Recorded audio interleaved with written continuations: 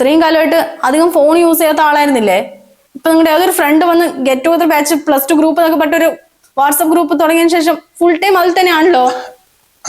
അതല്ല സന്ധ്യ, ഈ കുറെ കാലത്തിന് ശേഷം പഴയ ഫ്രണ്ട്സിനോട് സംസാരിക്കാനും ചാറ്റാനൊക്കെ അതിന്റെ ഒരു ഇതില്ല. അങ്ങനെയാണെങ്കിൽ ഗ്രൂപ്പിലല്ലേ അയക്കേണ്ടത്. ഇതിപ്പോ ഏതൊരു പെണ്ണിന്റെ നമ്പറിലേക്ക് മാത്രം എന്തിനാ പേഴ്സണൽ ആയിട്ട് മെസ്സേജ് അയക്കുന്നത്? നിന്നോടാരാ എന്റെ മൊബൈൽ നോക്കാൻ പറഞ്ഞത്? അതാരാന്ന് പറ. എടി അത് പണ്ട് +2 പഠിക്കുന്ന സമയത്ത് എല്ലാവരും തോന്നുന്ന പോലെ എനിക്കും ആ കുട്ടിയോട് ഇഷ്ടം തോന്നിയിട്ടുണ്ടായിരുന്നു. പക്ഷെ ആ സമയത്ത് പേടിയായിട്ട് ഞാൻ പറഞ്ഞില്ല. അത് ജസ്റ്റ് ഇപ്പൊ പറഞ്ഞതേ ഉള്ളൂ. നിങ്ങൾ ഇഷ്ടമാണ് പറയണു. അവളുടെ ഭർത്താവ് ഗൾഫിലാ, എന്നെ സ്നേഹിക്കാനും കെയർ ചെയ്യാനും ആരുമില്ല. സ്കൂളിൽ പഠിക്കുന്ന സമയത്ത് തന്നെ ഇഷ്ടം പറഞ്ഞിരുന്നെങ്കിൽ എന്തൊക്കെയാ മെസ്സേജ് നിങ്ങൾ അയക്കുന്നത്? എടി ജസ്റ്റ് തമാശക്ക് പറഞ്ഞതാ. സ്വന്തം ഭർത്താവ് ഏതോ ഒരാളുടെ ഭാര്യനെ വിളിച്ച് രാത്രി കുറെ നേരം സംസാരിക്കുന്നല്ലേ തമാശ. നിങ്ങളൊന്ന് ആലോചിച്ച് നോക്ക്, അയാളുടെ സ്ഥാനത്ത് നിങ്ങളായിരുന്നെങ്കിലോ?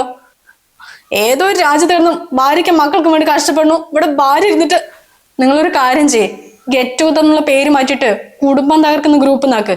അതാ അതിന് നന്നായിട്ട് ചേരുക.